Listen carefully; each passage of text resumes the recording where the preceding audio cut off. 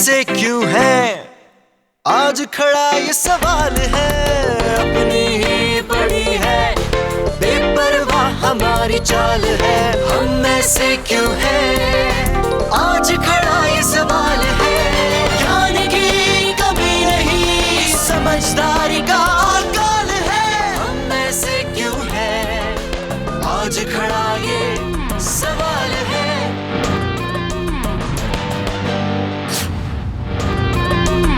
नमस्कार, स्वागत है आपका आपके ही शो हम ऐसे क्यों हैं में।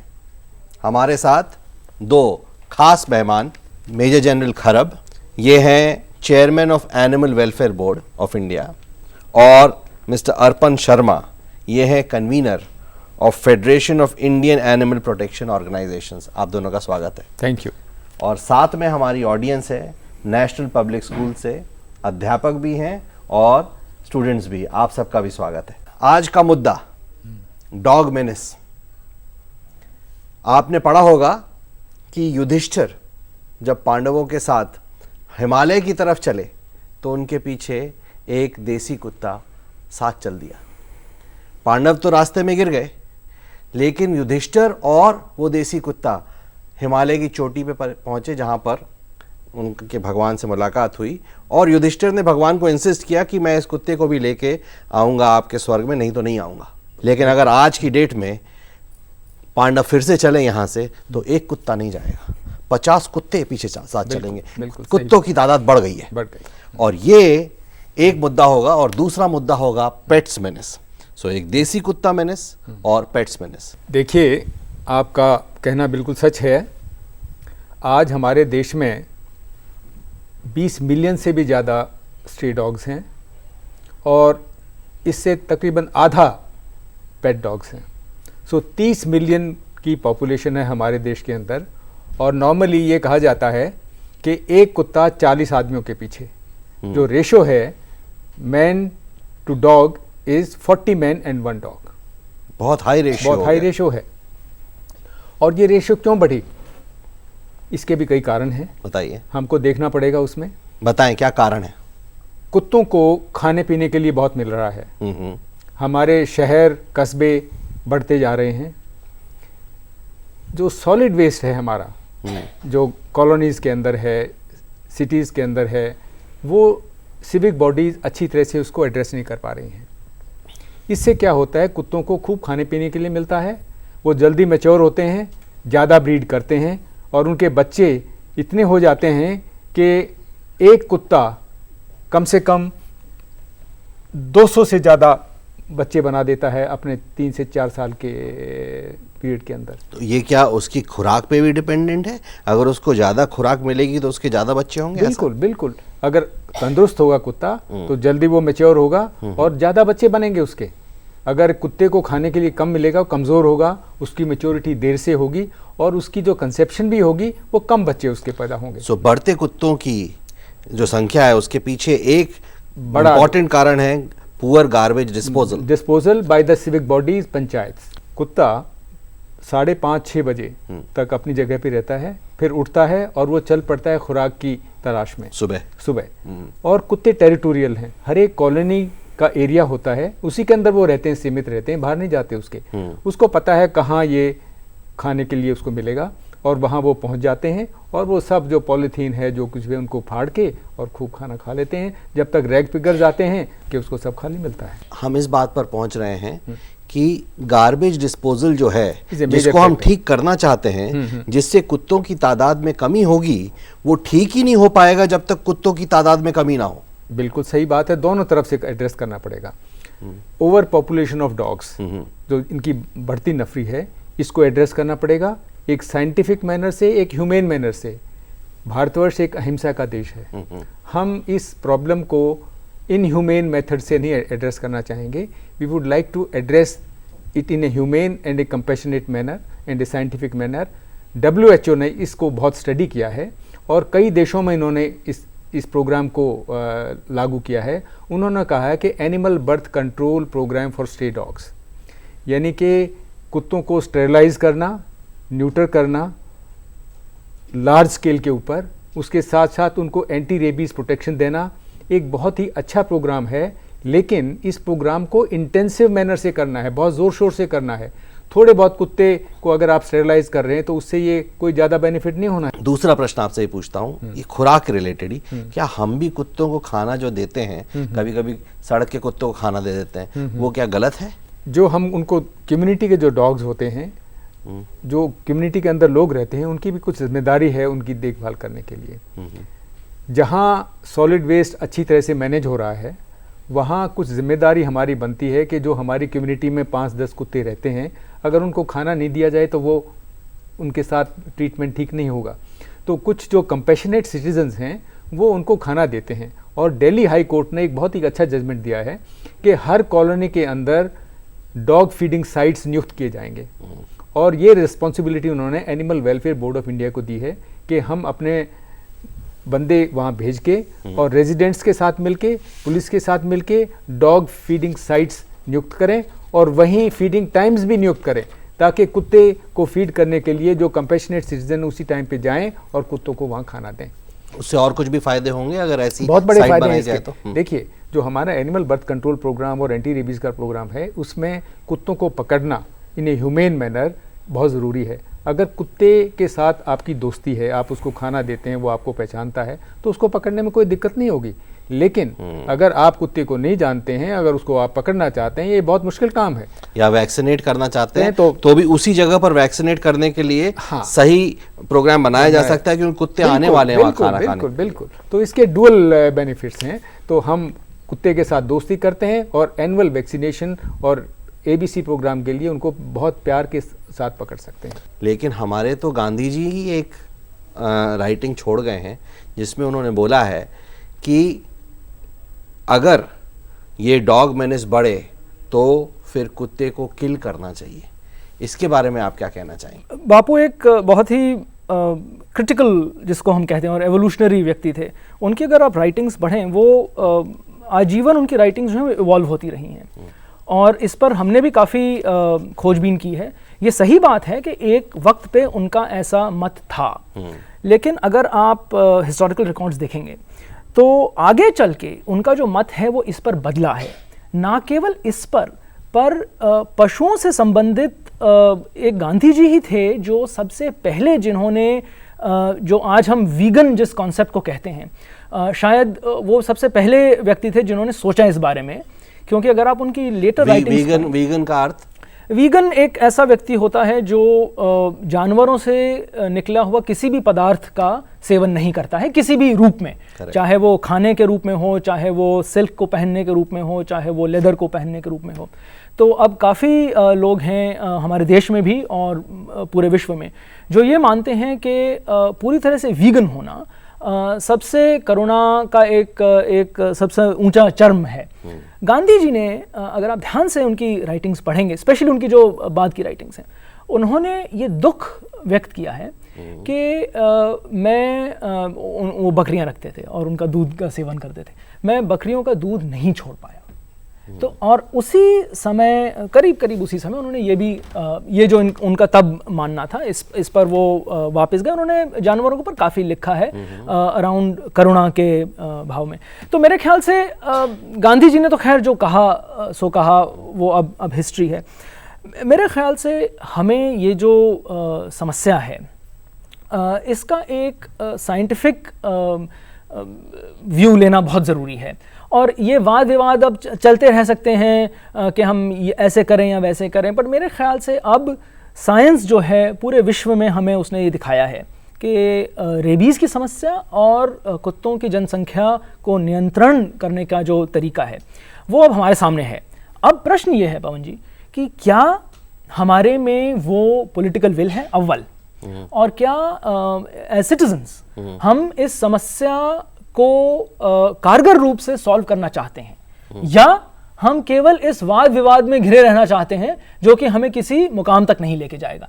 तो मेरा ये सुझाव है दर्शकों से, आपसे, हम सभी से, कि हम इसके पीछे जो विज्ञान है पहले उसको समझें, और उसके बाद इस विज्ञान के आधार पे हम इस समस्या के निराकरण की तरफ बढ़ते चलें। कुछ पॉइंटर्स मेरे ख्याल से डॉक्टर खर्ब ने हमें दिए हैं, और अवश्य मैं तो ये कहूँगा कि जो गार्बेज की समस्या है, एक्चुअली समस्या कुत्ते नहीं है, समस्या असल में गार्बेज है। जो कुत्ता काटता है उसके क्या क्या कारण होते हैं? कुत्ते के काटने के क्या कारण होते हैं? कुत्ता जब काटता है, जैसे कि एक प्रोटेक्टिव रिफ्लेक्स है, जैसे मदर ने बच्चे दिए, बच्चे आके उनके बच्चों को उठाने लगे तो मदर ने किया, या ब्रीडिंग सीजन हो रहा है जिसमें male dogs are very edgy, you know, उस वक्त कुछ उन्होंने कर दिया तो कुत्ता काट लगता है। आप टीज करते हैं कुत्ते को, पत्थर मारते हैं, या वो as a protective reflex he can bite you. So but normally a street dog is not suppose to bite. Scooter और मोटरसाइकिल पे जो बेचारे लोग चलते हैं उनके पीछे कुत्ते बगैर किसी कारण के उनके पीछे भाग के उनको डिस्टेबलाइज कर देते हैं, कभी कभी काट भी एक्सीडेंट हो जाता है, हाँ, कभी काट भी लेते हैं। हाँ, तो ये तो हमने कहीं पर भी कुत्ते को परेशान नहीं किया। नहीं, इसमें ही बताऊंगा। कुत्ता टेरिटोरियल है, ठीक है, वो समझता है कोई दूसरा आदमी मेरी टेरिटरी के अंदर आता है तो मैं उसको नहीं आने दूंगा।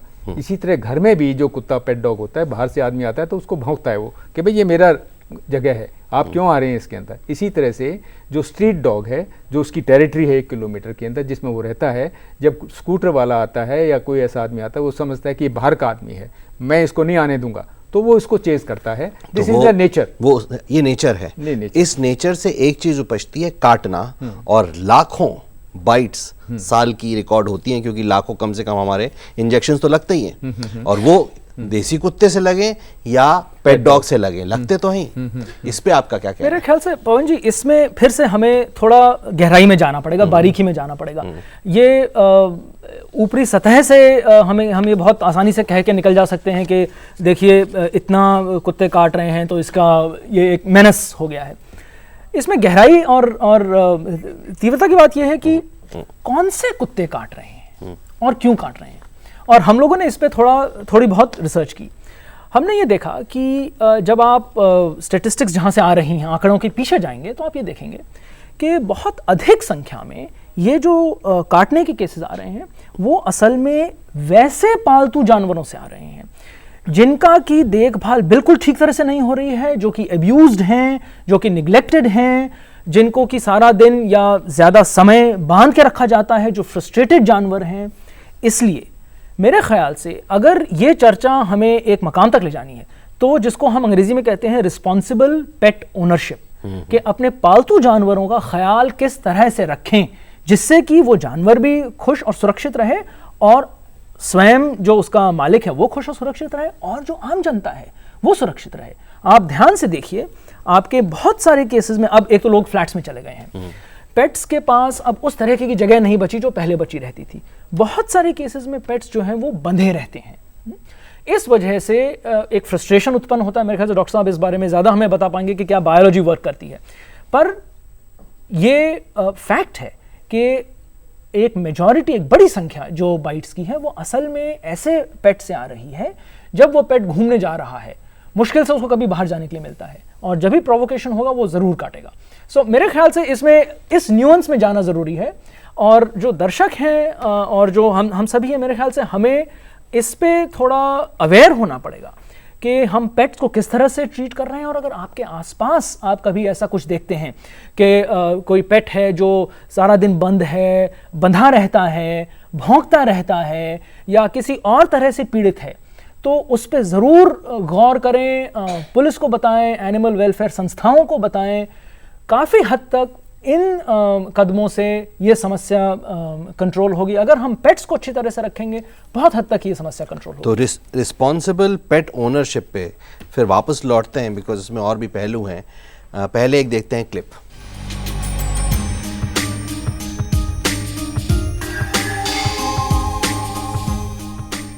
We have a multiple program with a stray dog. One is we have a ABC program, that's a coordination with MCD and NDMC. We pick up all the dogs from the streets and get them sterilized with the cooperation of MCD and NDMC people. And sometimes we do self pickup also, and pick up the dogs, keep them here for 5 days after the operation. Once the dog is fit to release on the road, then we'll send them back after giving the vaccination. We will release the dog. That's against only that anti-rabies vaccination we will give them.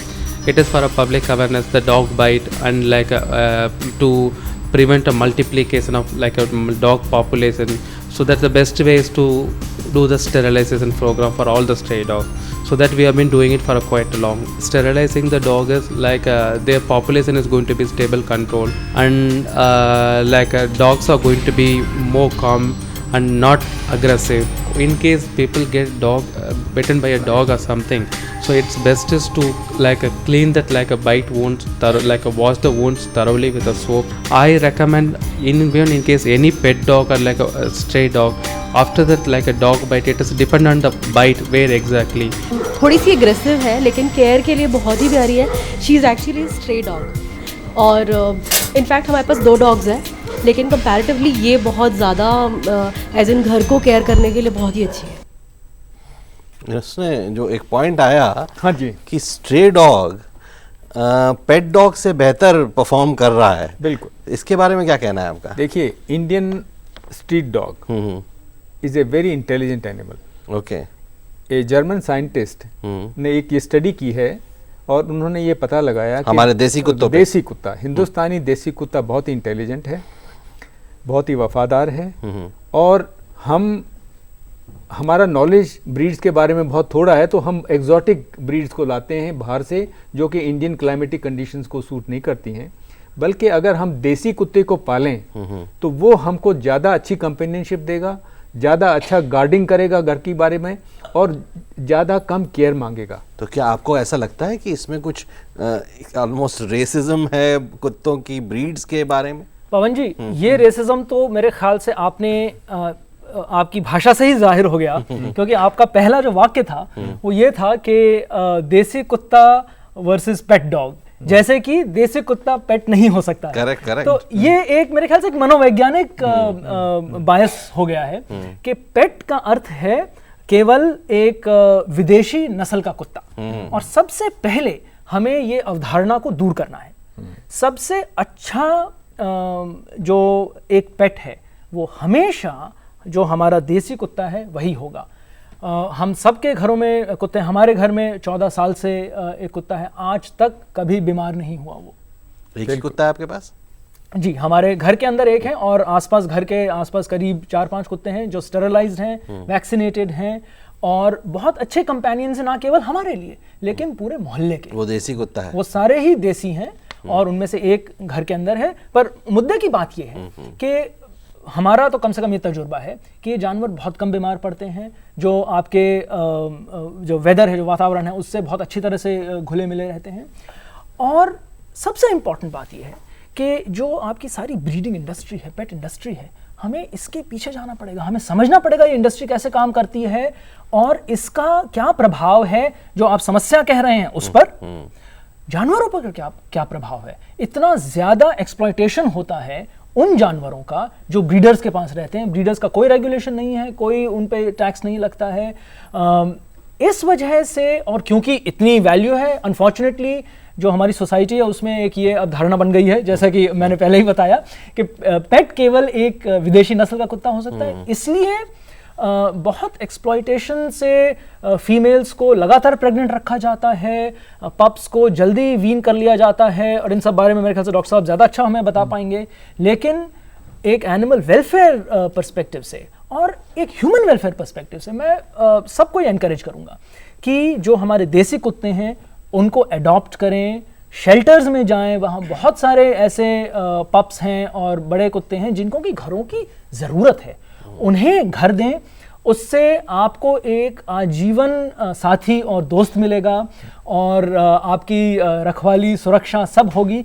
लेकिन उसका ध्यान रखें, वो एक वैसा ही एक जंतु है जैसे कि आप और मैं हैं. उसको वही इमोशंस होते हैं, वही पीड़ा होती है. उसे ना केवल रोटी देना ज़रूरी है लेकिन वही प्यार देना ज़रूरी है, वही कंपेनियनशिप देना ज़रूरी है. तो मेरे ख्याल से अगर हम लोग एज अ सोसाइटी, और ये आपका शीर्षक भी है, हम ऐसे क्यों हैं कि हम केवल विदेशी नस्ल को ही देख रहे हैं. और ये रेसिज्म है कि हम जो एक वाइट स्किन व्यक्ति है, क्या वो हमसे सुपीरियर है. इसी प्रकार से क्या एक विदेशी नस्ल का कुत्ता किसी भी तरह से जो हमारे देसी नस्ल के कुत्ते हैं, क्या उससे सुपीरियर है. इसका विपरीत है पवन जी, कि एक्चुअली जो हमारे कुत्ते हैं वो कहीं ज्यादा इंटेलिजेंट भी है और हमारे वातावरण के अनुसार बिल्कुल वो एडजस्ट हुए, इतने सालों से, इतने सेंचुरी से उनका एवोल्यूशन हुआ है। हमें पेट्स बिल्कुल कतई खरीदने नहीं चाहिए, ये तो एक जुर्म है। हमें हमेशा पेट्स, बिल्कुल पेट्स रखिए, बहुत अच्छी चीज है, पर अडॉप्ट करिए। और इतने शेल्टर्स हैं और इतने जानवर हैं जिन्हें घरों की जरूरत है, प्लीज अडॉप्ट करिए। इससे काफी हद तक जिस समस्या की हम चर्चा कर रहे हैं, काफी हद तक तो वो वैसे ही हल हो जाएगी। एनिमल बर्थ कंट्रोल प्रोग्राम के बारे में जो ये हम क्लिप देख रहे थे, बाहर के देशों में ये मैंडेटरी रिक्वायरमेंट है कि आप अपने पेट डॉग को भी स्टरलाइज कराएंगे। हम यहाँ भारतवर्ष में भारतीय जीव जंतु कल्याण बोर्ड की तरफ से एक प्रोग्राम चलाते हैं, animal birth control program with the help of civic bodies, जैसे कि ये बता रहे थे, लेकिन वो सिर्फ स्ट्रे डॉग्स के लिए है। बहुत कम पेट ओनर्स सेंसिटिव हैं कि उनको अपने पेट्स को भी स्टेरलाइज कराना है, क्योंकि they are also contributing to this problem of growth of dog population. वो उनके कुत्ते जाके बाहर मेटिंग करते हैं, अनवांटेड पपीज़ क्रिएट होते हैं, वो स्ट्रीट्स के ऊपर आ जाते हैं, जिससे कि डॉग पॉपुलेशन और बढ़ती रहती है। एक नंबर। दूसरी बात ये मैं बताना चाहता था कि पेट डॉग अगर आपका देसी कुत्ता है, कभी आपके साथ लिबर्टी नहीं लेगा, आपके बिस्तर पे नहीं बैठेगा, आपके सोफे पे नहीं बैठेगा। Whereas all these other the so-called pedigree dogs, they love to sleep in your bed, you know. So this is something. ज़्यादा egalitarian समाज से आते हैं शायद. Yeah, absolutely, maybe that, or we give them too much of liberty. Yeah. You know. So you see, there is a disease called zoonosis. Zoonosis are those diseases which we get from animals and vice versa. There are a lot of infections and diseases which are communicated through the dogs to the human beings. So if we are sleeping with the dogs, it's not a hygienic situation. We have to keep the pet as a pet only and not be a human partner, you know. We have to provide him affection, we have to interact with him, we have to give him food, groom him, take him out and companionship, okay. But there is a limit to that. I have seen a lot of people, they share their beds with the dog, which is I think is a bit too much. Correct. बड़े अच्छे points आ रहे हैं, issues अभी और भी हैं, लेकिन पहले हम अपनी ऑडियंस से क्वेश्चंस लेंगे। कुछ कुत्ते ऐसे जो काटते हैं, तो उनसे ये पूछना चाहूँगा कि इससे कौन कौन सी बीमारी, खतरनाक बीमारी हो सकती है? सबसे जो भयानक बीमारी है वो है पागल कुत्ते से काटने के बाद रेबीज़ का बीमारी होना। ये भारतवर्ष में 20,000 से ज़्यादा लोग, ऐसा माना जा रहा है WHO ने, कि मरते हैं रेबीज़ से। और ये जो डिज़ीज़ है ये फेटल है, इसका कोई इलाज नहीं है जब एक बार ये शुरू हो जाती है। लेकिन रेबीज़ फुल्ली प्रिवेंटेबल भी है। अगर कुत्ते के काटने के बाद आप anti rabies post exposure treatment लेते हैं तो आपका पूरा बचाव होता है। तो रेबीज़ एक ऐसी बीमारी है जो कि पागल कुत्ते के काटने से मनुष्य को होती है, लेकिन अगर आप अपने कुत्ते को एंटी रेबीज़ वैक्सीनेशन रेगुलरली लगवाते रहे हैं, हर साल लगवाते हैं, तो कोई ऐसा चांस नहीं हो सकता कि आपको रेबीज़ मिले। दूसरा है कुछ वर्म इन्फेक्शन। कुत्ते के पेट में कीड़े होते हैं, हमारे भी बच्चों के पेट में कीड़े होते हैं, तो कुछ ऐसे कॉमन हमारे वर्म्स हैं जो हम शेयर करते हैं डॉग्स के साथ। उसमें हुक वर्म जो है, राउंड वर्म्स जो हैं, वो बहुत कॉमन हैं।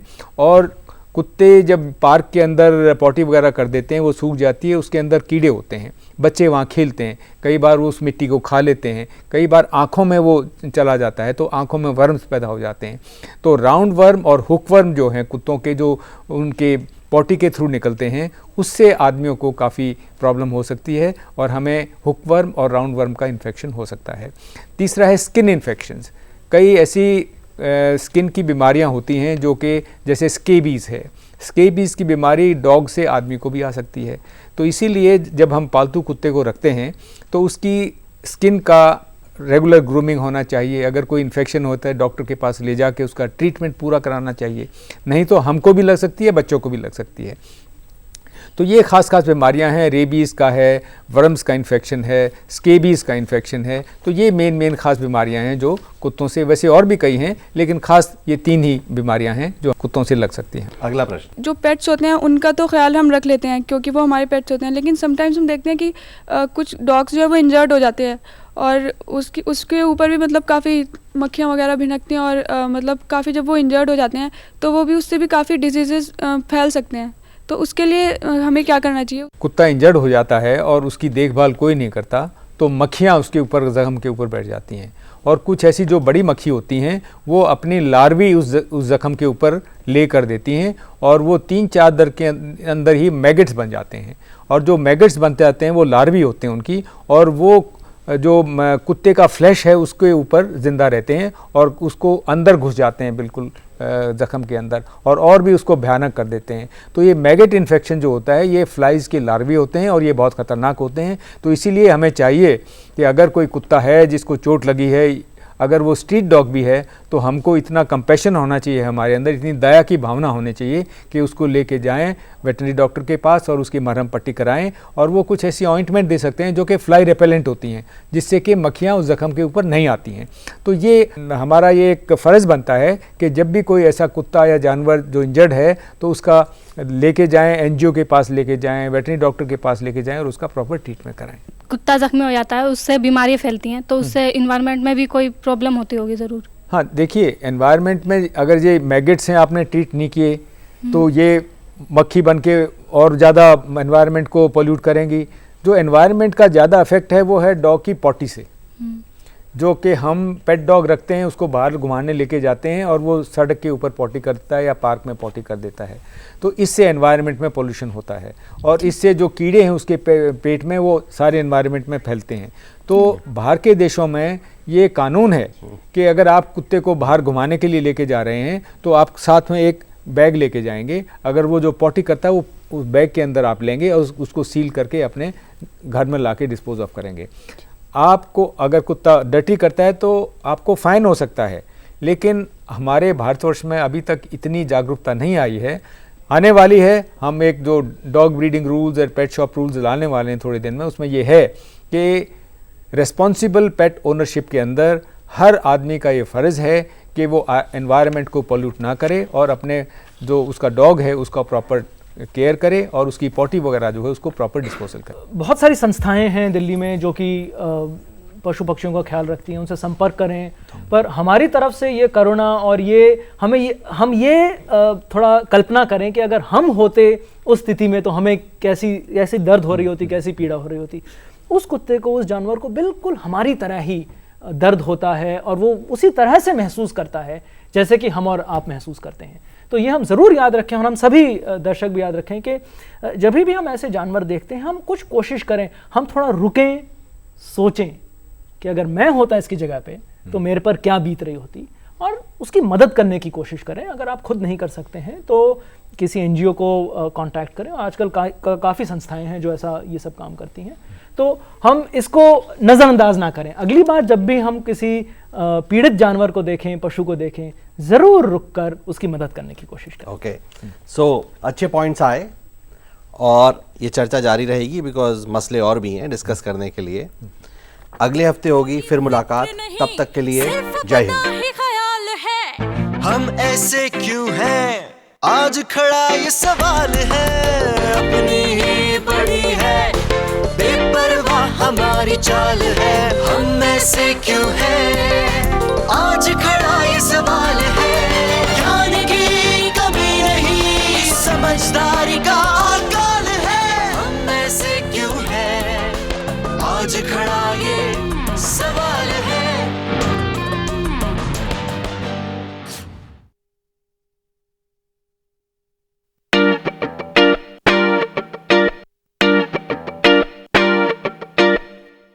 दूसरे की फिक्र नहीं, सिर्फ अपना ही ख्याल है। हम ऐसे क्यों हैं, आज खड़ा ये सवाल है, अपनी ही पड़ी है, बेपरवाह हमारी चाल है। हम ऐसे क्यों हैं, आज खड़ा ये सवाल है, ज्ञान की कमी नहीं, समझदारी का अकाल है। हम ऐसे क्यों हैं, आज खड़ा ये सवाल है।